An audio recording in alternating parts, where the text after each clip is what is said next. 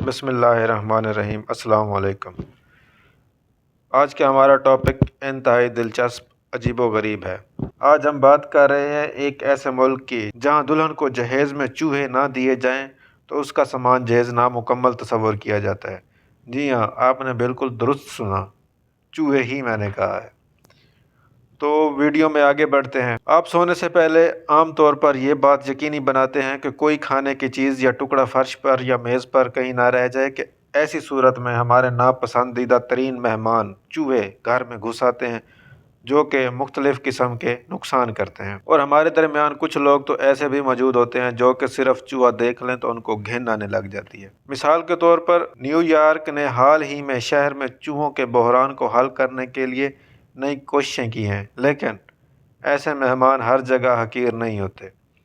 در حقیقت دنیا بھر میں کچھ جگہوں پر چوہوں کو ایک لذیذ اور مرغوب غذا سمجھا جاتا ہے۔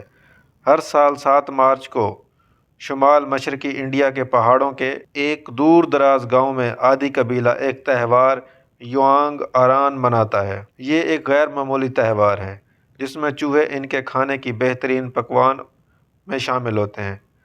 آدی کے پسندیدہ پکوانوں میں سے ایک بولے بلاک اوئنگ نامی سٹو ہے، جس میں چوہے کے معدے، آنت، جگر، خصیے، دم اور ٹانگوں کو نمک، مرچ اور ادرک کے ساتھ ابال کر تیار کیا جاتا ہے۔ اس کمیونٹی میں ہر قسم کے چوہوں کا خیر مقدم ہے، خواہ وہ گھر کے ارد گرد نظر آنے والے گھریلو چوہے ہوں یا پھر جنگل میں رہنے والے جنگلی نسل کے۔ فن لینڈ کی اولو یونیورسٹی کے وکٹر بینو میئر روچو کہتے ہیں کہ چوہے کی دم اور پاؤں خاص طور پر ذائقے کے معاملے میں قابل تعریف ہے۔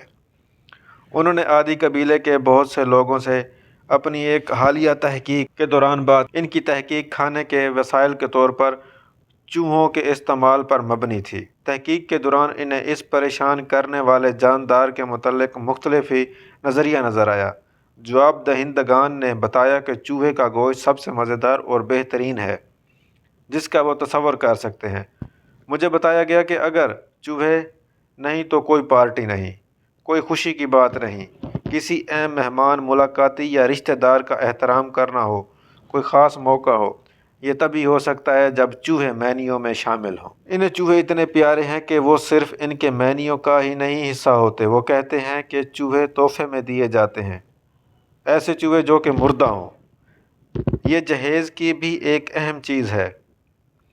جب دلہن کے رشتہ دار اپنی بیٹی کو اپنے پرانے خاندان کو چھوڑ کر اپنے شوہر کے ساتھ خوشی خوشی رخصت کرتے ہیں تو تحفے میں چوہے شامل ہوتے ہیں۔ امن رونامی یوانگ آران تہوار کے پہلی صبح بچوں کو 2 مرے ہوئے چوہے تحفے کے طور پر دیے جاتے ہیں، بالکل ان کھلونوں کی طرح جو آپ کو کرسمس یا آپ کے تہوار کے مطابق بچپن میں ملتے ہوں گے۔ اس بارے میں بہت کم معلومات ہیں کہ عادی لوگوں کی چوہوں کے بارے میں رغبت کب اور کیسے بنی، لیکن میئر روچو کا کہنا ہے کہ یہ ایک طویل عرصے سے جاری روایت ہے اور تفریح کے دوسرے ذرائع کی کمی کی وجہ سے وجود میں آنے والی چیز نہیں۔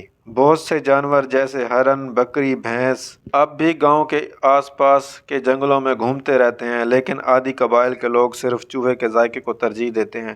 وہ کہتے ہیں کہ چوہے کا کوئی مقابلہ ہی نہیں ہے۔ آج کی اس ویڈیو میں ہم نے دیکھا کہ ایک شخص جس کا نام میئر روچو ہے، اس نے یہ تحقیق کی اور اس معلومات تک ہمیں پہنچایا۔ چوہے ہمارے لیے تو بیکار ہیں، لیکن ضروری نہیں کہ جو چیز ہمارے لیے بیکار ہے وہ سب کے لیے بیکار ہے، کسی نہ کسی کے لیے کارآمد ضرور ہے۔ تو ملتے ہیں اگلی ویڈیو میں۔ دعاؤں میں یاد رکھیے گا، لائک، شیئر اور سبسکرائب کرنا مت بھولیے گا۔ شکریہ، اللہ حافظ۔